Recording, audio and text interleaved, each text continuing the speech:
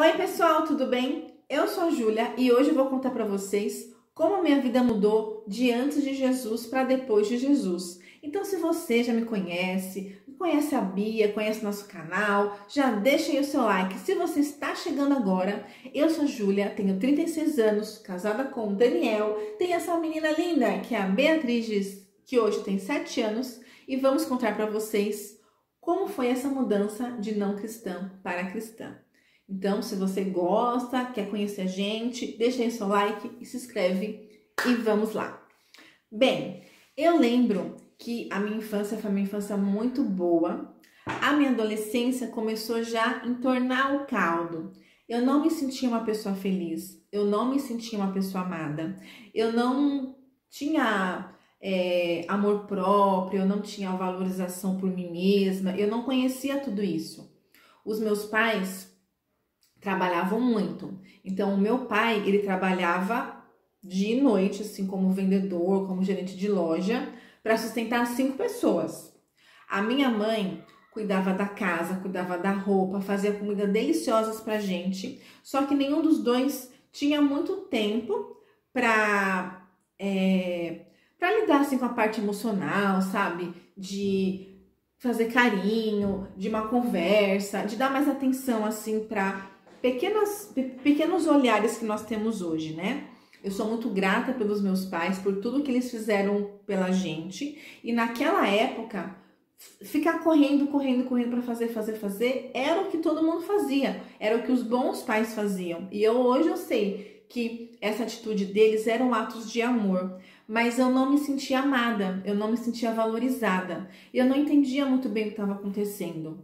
Aí teve a parte dos meninos, que quem você gosta não gosta de você. Então você vai ficando muito assim, abaladinho e tal. Até que eu cometi um pequeno delito. De 13 a 14 anos, eu não queria mais viver. Eu achava que minha vida não tinha sentido, que nada daquilo valia a pena. E aí, eu tomei uma cartela de AS infantil, só que eu sou alérgica a AS. Então, o que eu imaginei? Vou tomar essa cartela e vou morrer. Então, eu escrevi minha carta de despedida, coloquei debaixo do travesseiro, tomei a cartela e deitei. E pensei, vou morrer. Mas, não morri. E aí, não entendi porque não morri, rasguei aquela carta, joguei na privada e continuei seguindo a vida. Continuei seguindo a vida, não me sentindo amada, não entendendo muito bem o que eu estava fazendo no mundo, desenvolvi gastrite, na minha casa a gente tinha muitas brigas assim, não era um ambiente assim muito de paz, sabe? Eu não me sentia num lugar de paz, eu me sentia muito confusa. Logo cedo eu comecei a trabalhar, coloquei um objetivo que foi um objetivo muito bom, que era trabalhar para pagar meus estudos. Então, eu conheci outras pessoas, entendi outras realidades, mas mesmo assim, eu era uma pessoa muito triste, eu era uma pessoa que não sentia amor, sabe? Não sentia paz, era muito estranho. Até que um dia, eu trabalhava num colégio aqui em Mogi, e uma querida amiga, que eu gostaria muito de reencontrar ela, que se chamava Giselda.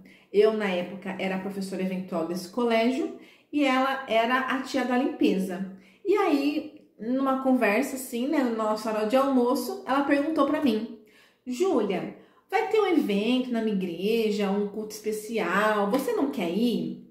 E eu, nossa, né, tô tão triste, tão mal, tão sem saber o que fazer da minha vida, vou. E aí, eu combinei com ela que eu iria naquele culto. E quando eu estava indo para o culto, eu fiz a seguinte oração, eu lembro até hoje. Falei assim: Deus, se o Senhor quer que eu fique nessa igreja, que o Senhor faça com que eu não volte para casa com esse mesmo sentimento de infelicidade, de não saber o que eu vou fazer na minha vida, de não ter um sonho, de não tá assim, sabe? Quando você não tá completa, há um vazio, uma coisa assim que você não entende. E aí eu fui. E a primeira coisa que eu senti quando eu cheguei naquela igreja é que aquela família que estava lá no altar, a família dos pastores, eles se amavam. E naquele exato momento eu tive um objetivo. Eu quero aprender com eles como transmitir amor dessa maneira. E E de lá, eu tô até hoje nessa igreja, acredita, gente? E aí foi assim, continuei indo nos cultos, essa igreja era uma igreja em células, então eu ia nas células, logo aceitei a Jesus numa célula, depois teve um encontro com Deus. Se você não participou de um encontro com Deus ainda, pode ser que na sua igreja tenha, então não vou te contar o que acontece. Mas aí uma das coisas que acontece nesse encontro com Deus é você ser batizado. Eu já sabia disso quando fui para o encontro, mas eu falei para as minhas líderes, olha, eu vou para o encontro, mas eu não vou me batizar, viu? Eu não vou me batizar, não vou me batizar. Quando começou a ministração, eu já estava chorando que queria me batizar. Foi surpreendente. Me batizei. Aí, depois de um tempo, as coisas na minha casa complicaram e aí eu fui morar com a minha tia. Quando eu fui morar com a minha tia e eu já era cristã, gente, como eu me conectei com ela, como eu entendi o agir dela, como eu entendi que a casa dela era uma casa em paz, porque ela tinha Jesus. Eu comecei a ler a Bíblia, eu comecei a estudar mais, eu comecei a participar de ministérios, então eu participei do Ministério da Dança, e tudo foi fluindo assim na minha vida. Até que um dia, Deus me deu um sonho. Eu estava saindo de um relacionamento abusivo, que eu coloquei fim nesse relacionamento, e Deus me deu um sonho.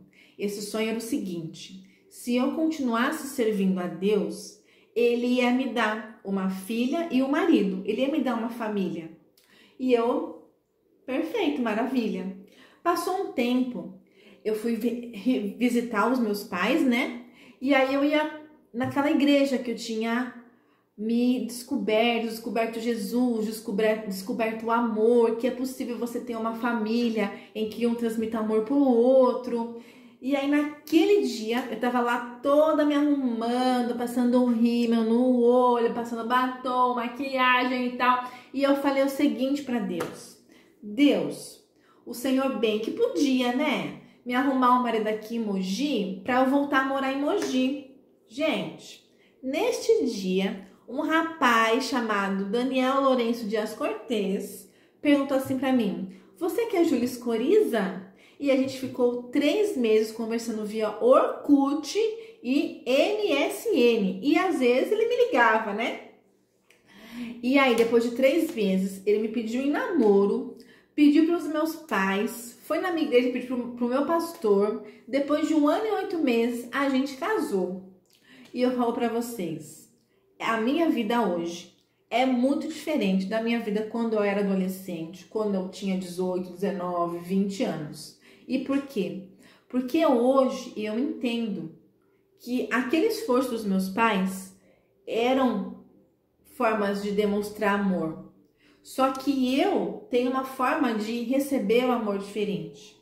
Então, quando a gente começa a entender mais sobre Jesus, quando a gente consegue entender que nós somos amados por Jesus, que nós temos formas diferentes de demonstrar e receber amor, que Jesus, Ele nos fez do jeito único, que a minha aparência não deve ser comparada com a aparência de ninguém, que eu não sou inferior a ninguém, e não ser a popular e ser a nerd tem um lado bom, e você vai se descobrindo e você vai querendo fazer com que a sua família seja uma família com que receba o amor, e isso mudou totalmente a minha vida. Porque, como eu ouvi da Flávia Kalina esses dias, né? É claro que você ama essa pessoa que mora com você, você ama os seus pais. Mas e por que às vezes pessoas que se amam se ferem? Porque as pessoas não estão atentas a como a outra pessoa recebe o amor, a como a outra pessoa é machucada. E a partir do momento que a gente começa a prestar atenção nisso, que a gente começa a entender que eu não tenho que demonstrar amor para o meu marido como eu gosto de demonstrar amor, mas como ele recebe a demonstração de amor. Você perguntar para o seu marido, perguntar para sua filha: você está feliz? Você está feliz com a sua vida? O que eu posso fazer para deixar você mais feliz? Esse senso de preocupação, eu aprendi tudo com Jesus. Eu aprendi tudo na minha igreja. Então, a maior diferença que eu sinto da minha vida antes e depois, primeiro, o falar e o ouvir Deus. Lembra do sonho? Vários médicos me disseram que eu nunca teria uma filha. Um diagnóstico genético dizia que eu nunca ia ter uma filha ou eu teria uma filha com graves problemas. E qual é o grave problema da Bia? É muito linda essa menina. Então Deus realizou milagres na minha vida. Deus me deu uma palavra, porque imagina você passar por 7 abortos sem ter esse sonho que Ele me daria uma família. Eu conseguiria ter chego até aqui? Acho que não. Então, quando você tem um relacionamento com Deus, Ele traz para você palavras, sonhos, traz pessoas, traz ensinamentos, e tudo isso mudou minha vida. Se você está passando por esse momento que eu passei lá na adolescência, de total instabilidade, de infelicidade, de não querer mais viver, comenta aqui. Mas além de comentar, procura alguém que possa te ajudar. Se você é uma pessoa que me conhece, me manda um direct lá no Instagram. Se eu não te conheço, me manda também. É Júlia Escoriza, vai lá no Instagram, a gente vai conversar. Eu posso fazer uma oração por você. A gente pode procurar juntos uma igreja perto da sua casa, para que você receba esse amor que eu recebi, para que a sua vida seja transformada como a minha foi transformada. E é lógico, a minha vida hoje é perfeita? Claro que não. Aqui também tem treta, aqui também tem bagunça, aqui também tem divergências de opinião, divergências de horas, mas a gente sempre o quê? Conversa. E a gente entende que hoje a nossa família tem que ser o que Deus quer pra gente, o que Jesus quer pra nós. Então, quando há uma divergência, a gente senta e um pergunta pro outro. Nesse caso, Jesus faria o quê? E assim a gente vai resolvendo as coisas. É fácil? Não é, mas com Jesus é mais fácil. Muito obrigada por me assistir até aqui. Um grande beijo e até a próxima.